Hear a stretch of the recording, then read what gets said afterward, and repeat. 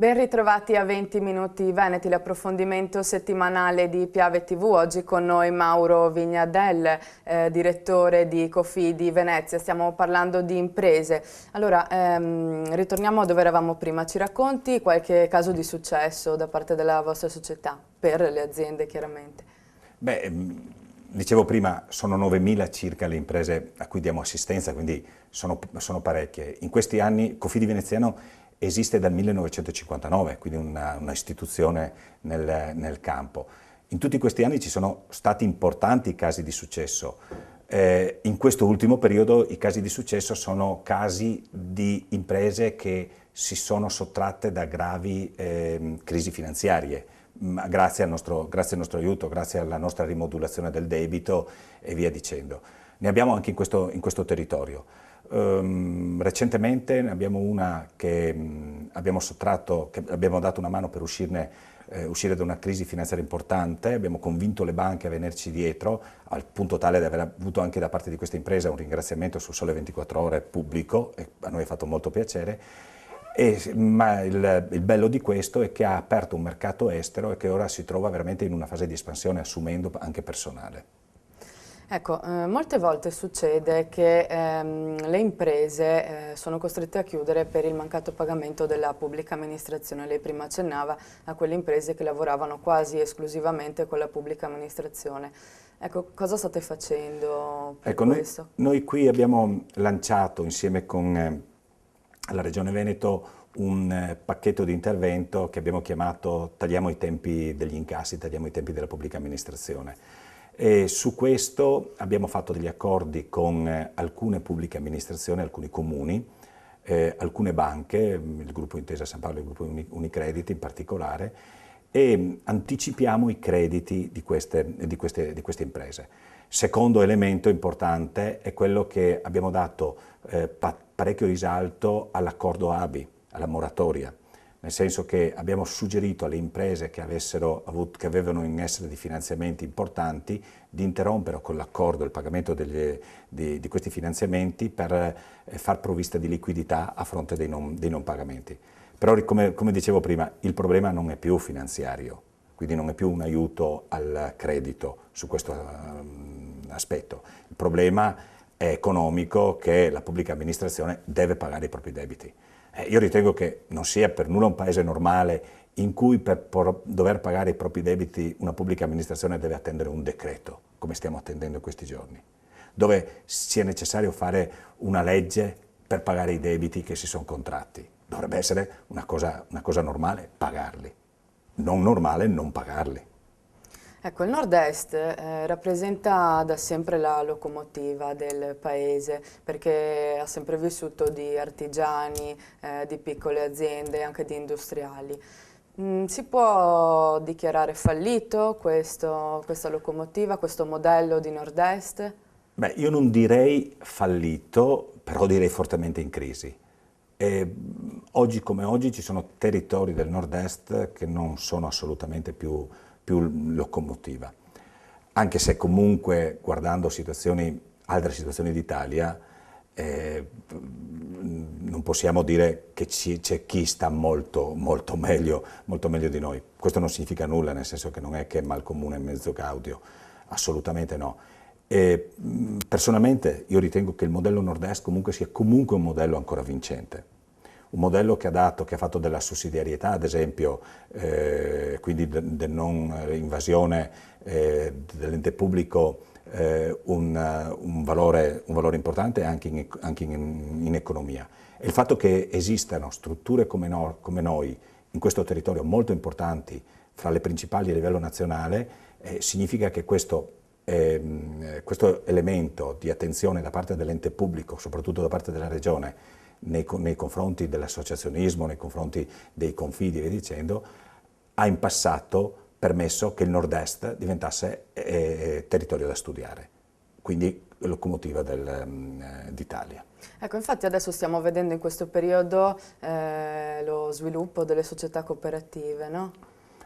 Sì, stiamo vedendo, anche qui c'è un fenomeno un po' complesso. Da una parte c'è lo sviluppo delle società cooperative, soprattutto sociali e di assistenza, che in alcuni casi sono dovute più all'espulsione dal mondo del lavoro da parte di dipendenti che dalla volontà, che dalla necessità di avere nuovi interpreti economici.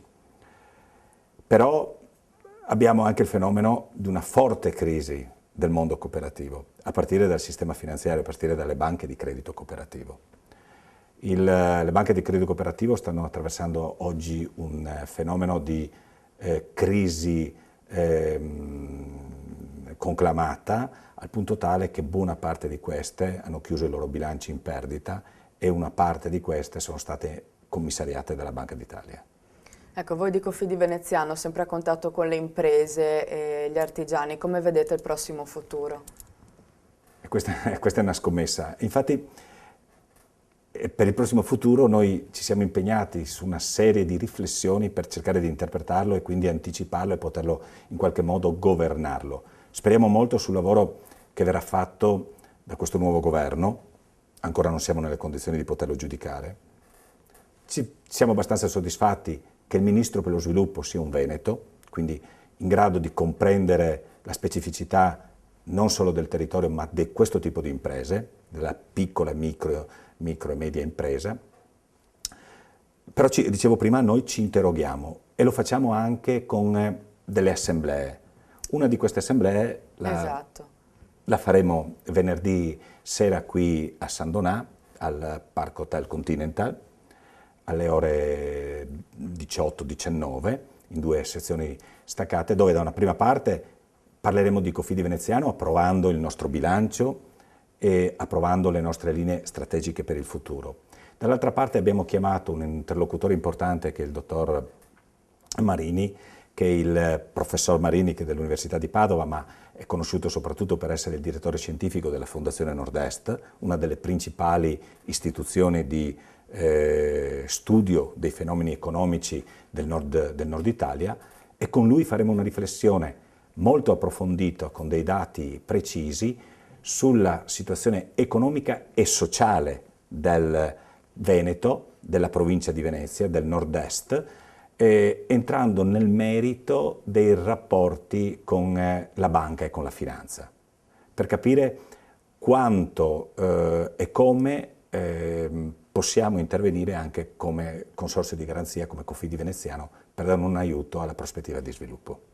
Ecco, per concludere, mancano pochi minuti ormai, la soluzione secondo voi di Cofidi Veneziano, anche magari in riferimento alle richieste che vi vengono fatte dagli imprenditori, dagli artigiani, potrebbe essere quella dell'investimento? Se sì, su cosa?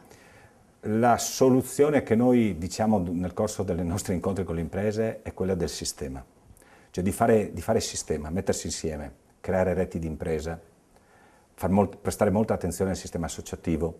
Siamo convinti che in una situazione come oggi, come quella di oggi, l'impresa da sola non riesce a far molto.